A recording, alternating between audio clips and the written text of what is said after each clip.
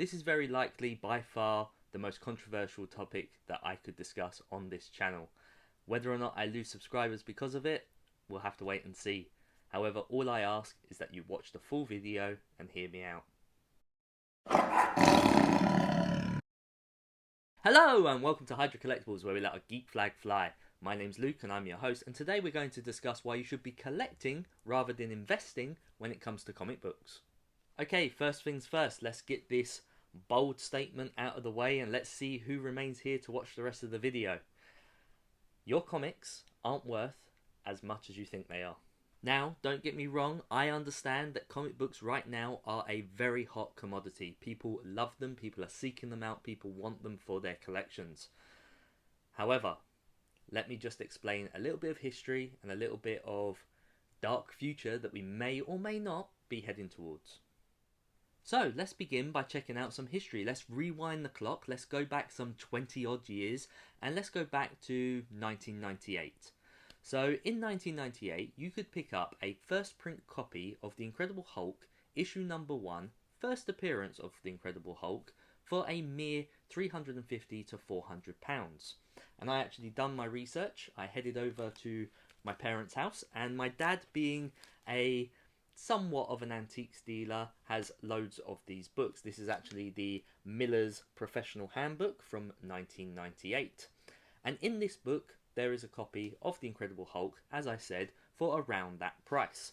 Now, fast forward to today, and that exact same book, in very similar condition, would fetch something between 7 to 14, maybe £20,000.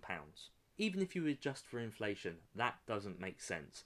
So what has caused this book to skyrocket so quickly? I mean, 20 years is not that long. I'm going to explain two catalysts that arose during this time, and I'm going to tell you why there won't be a third.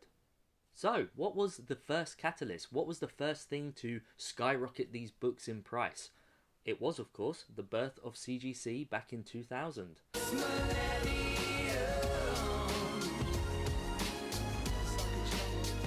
CGC and other grading companies didn't exist the same way as they do today back then. CGC obviously has been around for a lot longer than doing comic books. They've been slabbing other things, whether it be coins and currency, etc. But yeah, in 2000 they opened the doorways to slabbing comic books, and this made people just leap at the chances. You know, everyone had these books kicking around in various degrees of condition, and it wasn't until CGC started taking these books in and over the time creating their census that we actually saw the rarity that was within these books. You have to remember that the first couple of years that CGC existed, the census wasn't complete, the census wasn't full. So we had many people sending in their copies of such books, hoping to get the best grade that there was, the highest grade that there was, not knowing how many others were out there. Fast forward 8 years later, and we finally received our first MCU based film. Now, what we have to remember is these first two films didn't actually exist as part of the MCU as we know it. They're not part of Disney. We have, of course, Iron Man 1 and The Incredible Hulk with Edward Norton. These two films paved the way, and shortly after this time, Disney actually acquired Marvel. As you can imagine, much with Star Wars, Disney owning a new franchise caused a massive surge in popularity amongst young fans. And these older books began to fly off the shelves, and out of those back bin boxes, people were hungry for these superheroes. People wanted to see where they came from. And it's also worth noting that at this time, Disney didn't even own the rights to some of their more popular characters. We have to remember that characters such as Iron Man, such as Captain America, such as Thor, such as Black Widow and Hawkeye, all these Avengers, nobody actually cared about them before the MCU. Now, I know that certain people have always loved these characters. I'm not here to judge, I'm not here to point fingers and say you didn't like them before, etc. We all have our favourites. But for the most part, in popularity, the key characters such as the Fantastic Four, Spiderman, the X-Men, they had already had those rights sold off to other companies, and therefore leaving Marvel to have to pick up the pieces, pick up the scraps, and bundle something together. We have to remember as well, this isn't our full teams, and we had many iterations of these stories with characters that were swapped around and didn't quite fit with the stories that we know from the comic books. So there you have it. That was the two catalysts that occurred over a 20-year period that really forced these books into the public eye and brought on a whole new group of fans. Now, like I say, there will not be a third catalyst. These two things were one in a million, and the fact that they occurred at the same time, there's not going to be a third. What else can Disney do other than the MCU and the theme park rides and the new comics and the toys? What else can they do to trigger new excitement within these fans? There's actually very little. There will not be a third catalyst to drive this market any higher. So taking a step back to the comic book realm and to the realm of readers, we have to also remember that in 1970 we had the first Overstreet price guide come into market, and with that it started to explain to people which books were valuable and which ones weren't. Well, we have to also remember that if this Overstreet price guide came out at that time, that means that these books were already considered a collector's item, and thus, to me at least, any book that is after 1968, 1965, 1968, is mass produced. It was produced knowing that people were buying them, enough so that they could create a guide to tell people what books they should be keeping. We have to remember the fact that a simple guide such as this could be published and sold only proves that comics at the time were already collectible and being mass produced and hoarded by speculators. Therefore, realistically, any book printed after 1968 isn't what you would call rare. There are hundreds if not thousands of them out there in varying grades. Now, I'm a Spider-Man collector, as you guys know. I love this character so much, but even a book such as AF-15, which came out in 1962, isn't what you would call rare. In my opinion, if you can go to eBay, type in the title of that book, and 4, maybe 5 of them show up, at various grades, at various costs, that's irrelevant, but if multiples of that book can show up, it's not rare. Sought after? Yes. Desirable? Yes. But definitely not rare. So, let's talk about the movies and the MCU speculation 10 years in. Now, if you had owned the key books at the time of the movie's release and sold them, and you had to have sold them for this to count, then you would have made an incredible profit. You would have won the gamble. But Luke, what about the kids currently growing up and watching the MCU movies? Surely in the future they're going to want these comic books, and thus I'm going to make my money there. Well, unfortunately, this is not the case. Very few kids these days are getting their entertainment fix from the comic book shops. Granted, there are a few, it's not one rule for all, but a lot of kids at present are being introduced to these characters via the movies and the video games, and so their nostalgia when they grow up will be for something completely different in relation to these characters. Seriously guys, please hear me out. Keeping these books for the long term as an investment, hoping that the prices will continue to rise, it's just madness, for they can fall in price just as quickly as they rose. Let's take a look at some of the MCU characters and their comic book counterparts to this day.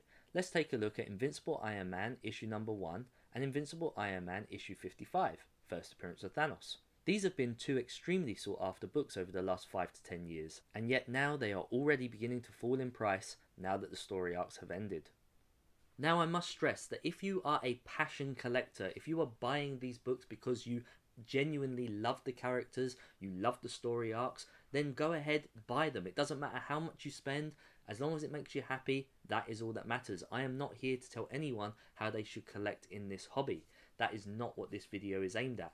Really, all I am saying is to err on the side of caution when it comes to seeing these books as investment pieces. I'm referring to those who treat this hobby as a long-term investment portfolio. Now, let's talk about the elephant in the room. Incredible Hulk issue 181, the first appearance of Wolverine. This is a very desirable book, but definitely not rare. Scarce? Yes. People are hoarding this book, but not rare.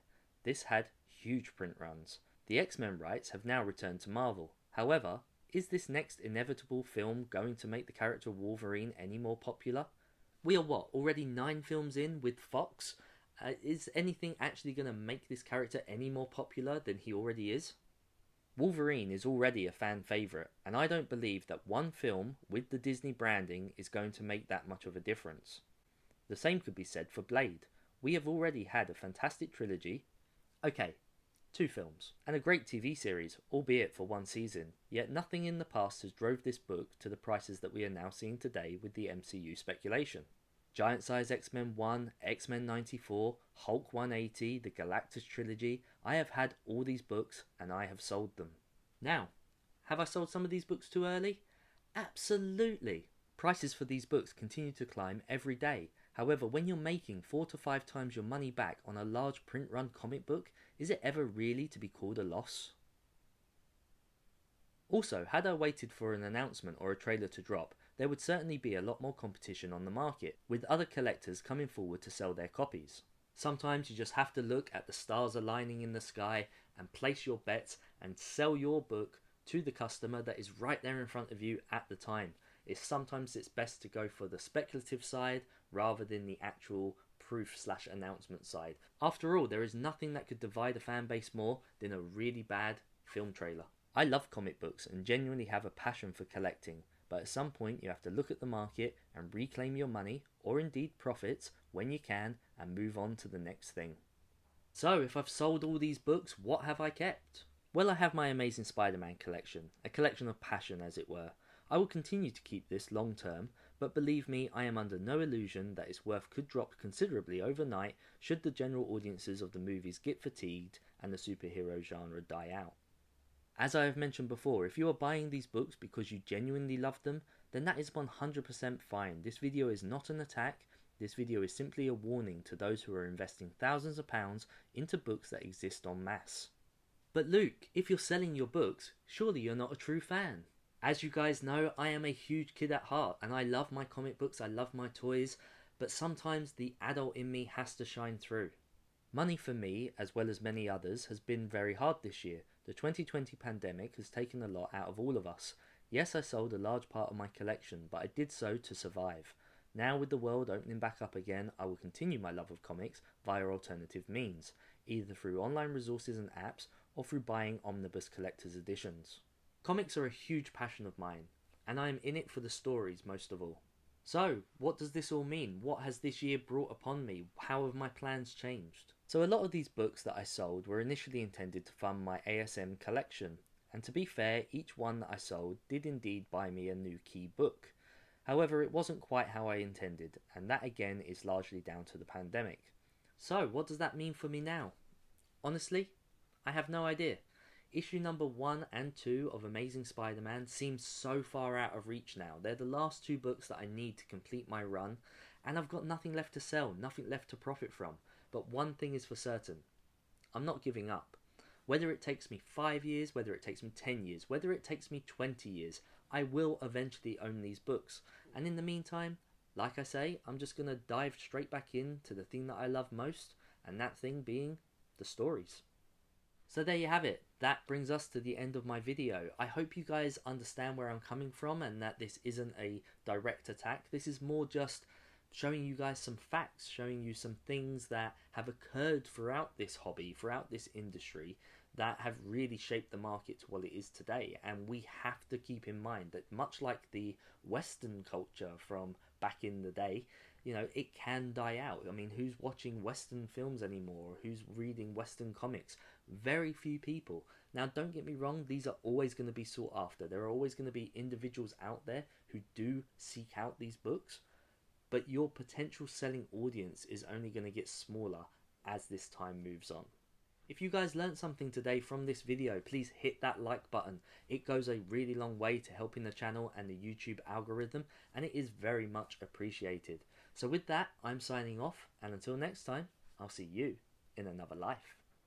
Take care.